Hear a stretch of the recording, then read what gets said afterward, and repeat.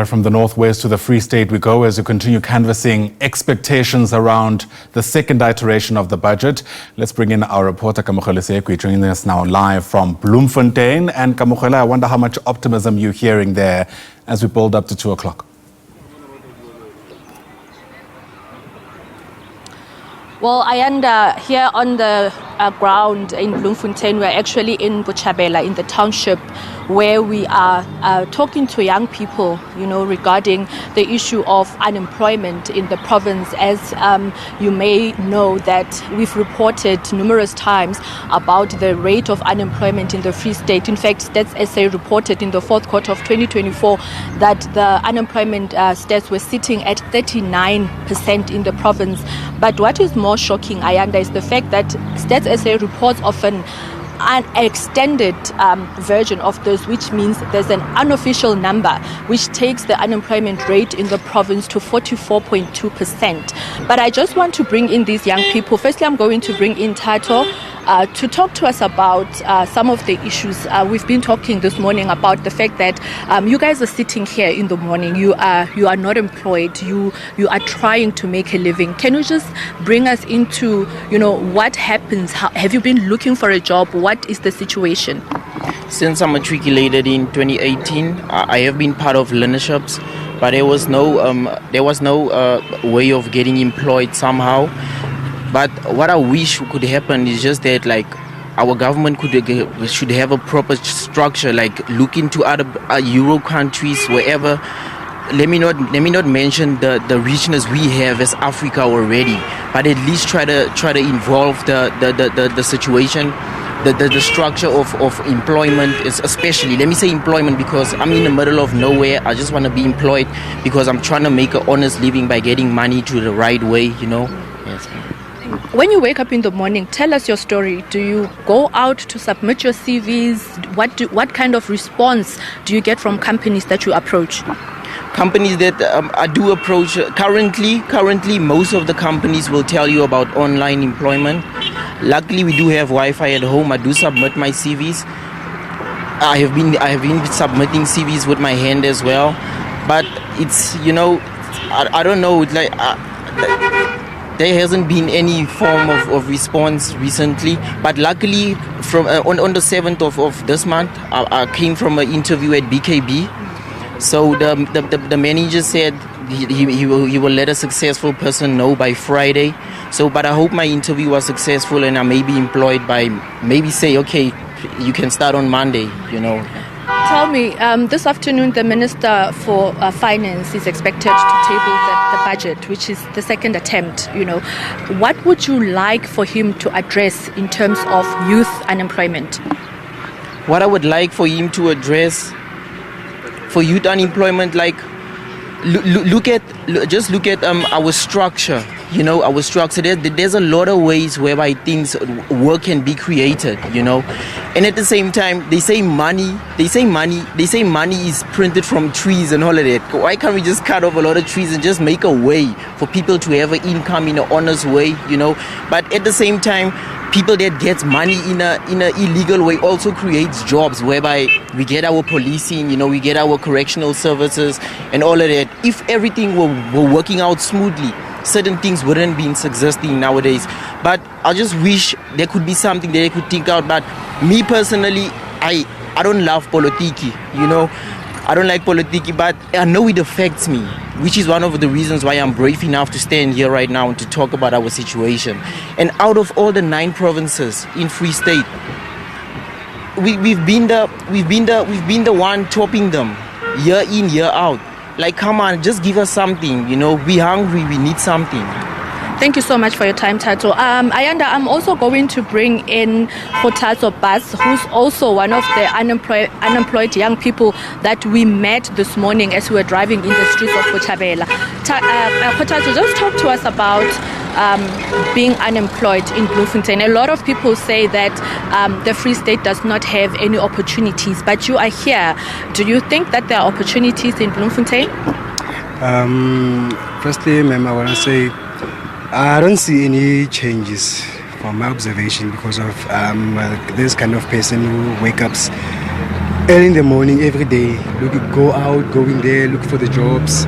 So basically, I'm not alone on my way because I always take my friend to go out, look for something. Actually, I'm not a politician. I don't know much about politics, but what I can say, I don't see any changes of us getting opportunities for something, any learnerships or whatever. So that is being put on the table, but I don't see any changes here in Bloemfontein. Have you been employed before, Khotatso? The last time I was in the learnership, but it was in Kimberley. I was doing carpentry for 3 years there. So since then, I came back to Bloemfontein.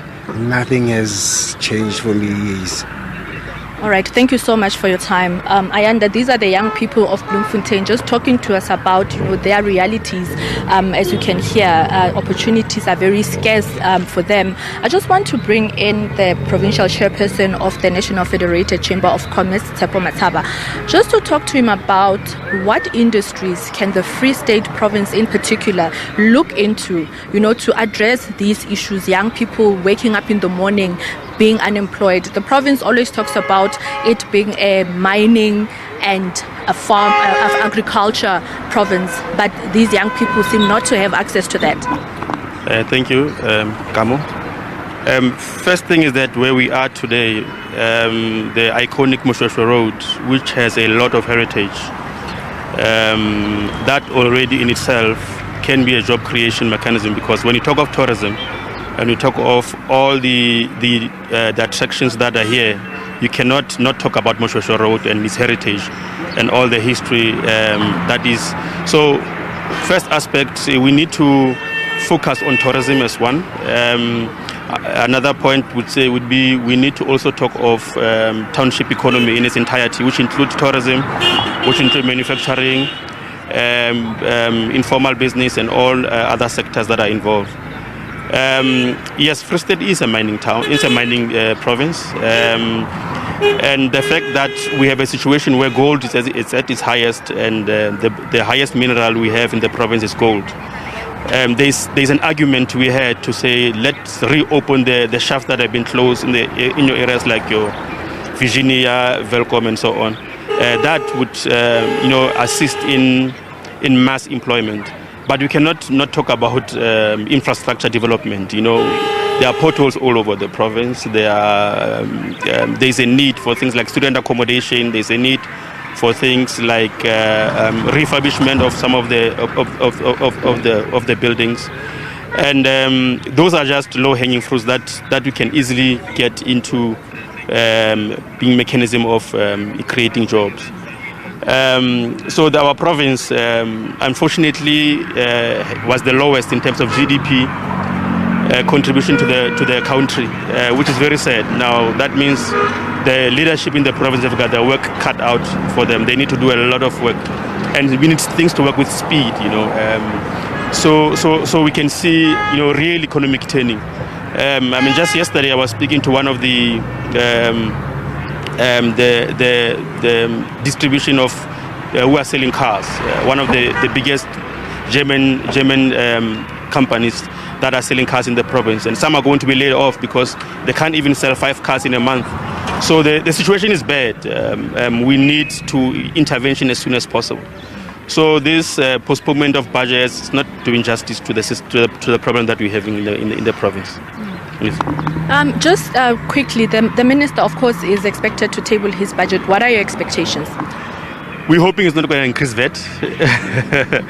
We're just hoping that VAT will not be increased. As I just alluded, if already products that used to be sold at a big number are not being sold now, if we increase VAT, it's going to be worse. But he's got a very, very serious balancing act that he needs to do. If I had to choose, as has been said, I would choose to say let us support businesses so that they create jobs, so that there will be no need for the SRD grant. Yes, we know it's a bit of a political argument to have, but we need people to have the pride of working and receiving an income. And where that can be created is in the small business space. You know, one of the problems that we're having as I wrap up is access to finance. The Credit Act makes it difficult for small business to access funding. So if the minister can, try and make it as seamless as possible for small business to access funding, that would be it. Thank you so much. That was Tepa Masaba there from NAFCOC, just talking to us about, industries that the provincial government here in the Free State can focus on to assist these young people who seem to have lost all hope of getting employment. With that, it's back to you, Ayanda. Kamogelo Seekoei, live to us there from Bloemfontein in the Free State. Thanks very much indeed.